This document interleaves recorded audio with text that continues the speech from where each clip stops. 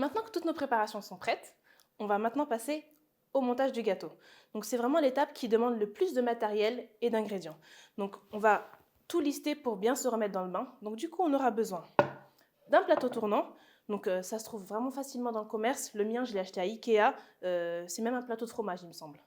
Donc on a aussi besoin de notre gâteau qu'on vient de découper, de notre ganache de recouvrement, de notre ganache de fourrage au chocolat au lait, de notre croustillant praliné, de lait pour imbiber notre gâteau pour pas qu'il soit trop sec, d'une semelle dorée et de scotch.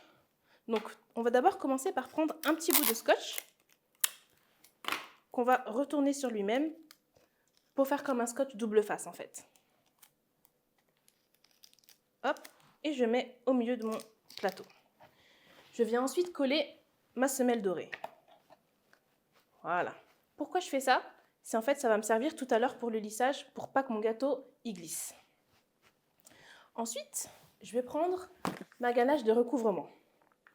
Et je vais faire 4 petits points, comme ceci.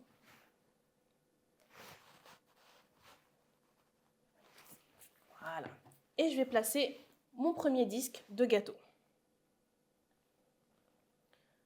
Voilà, j'appuie légèrement pour bien faire adhérer. Et en fait, le but de la ganache, c'est de coller mon gâteau, pareil, pour pas qu'il glisse quand on fera le lissage.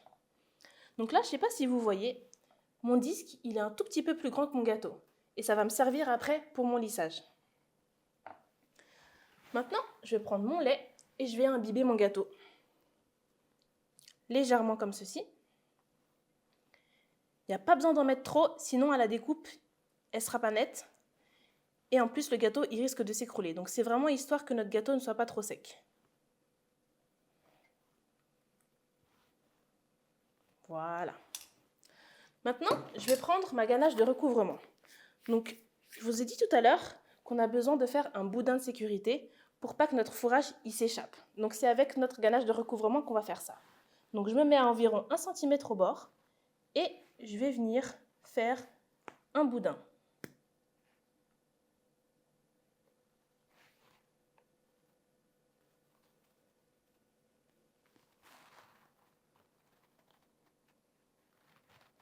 Voilà. Donc ça va vraiment être ma barrière pour pas que mon fourrage il s'échappe.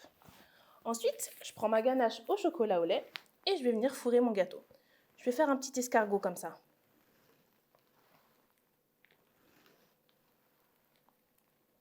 Voilà, tout simplement. Et vraiment, le but, c'est que mon fourrage, il ne dépasse pas du tout de mon boudin de sécurité. Maintenant, je vais prendre le croustillant qu'on a fait tout à l'heure et je vais casser des morceaux comme ça. Donc j'en mets vraiment généreusement pour avoir de la mâche dans mon gâteau. Le but, c'est de faire un gâteau qui soit beau, mais qui soit aussi bon. Hop, donc je rajoute des morceaux. Et voilà. Et je vais répéter la même opération. Je reprends mon deuxième disque et je vais le placer au-dessus, comme ceci. Donc j'appuie légèrement. De toute façon, le poids du gâteau va faire que ça va s'appuyer naturellement.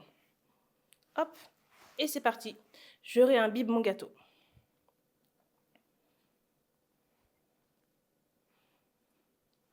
Toujours pas trop. J'en mets bien partout. Voilà. Et je prends ma ganache de recouvrement et pareil, je fais mon boudin de sécurité.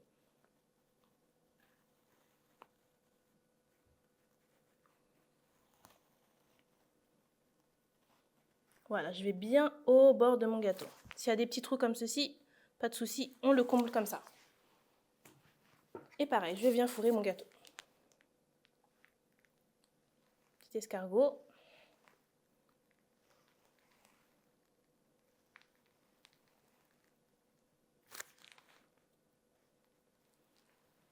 Voilà. Et mon croustillant. Donc vous voyez, mon croustillant, il est bien dur. Donc je peux faire des morceaux.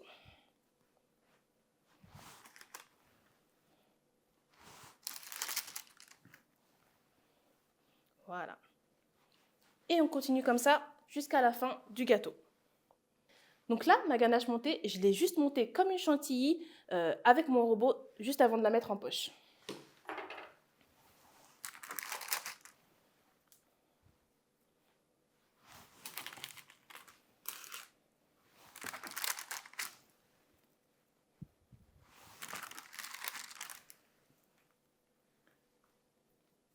Pour finir, je prends ma dernière tranche, je vais l'imbiber de ce côté-là.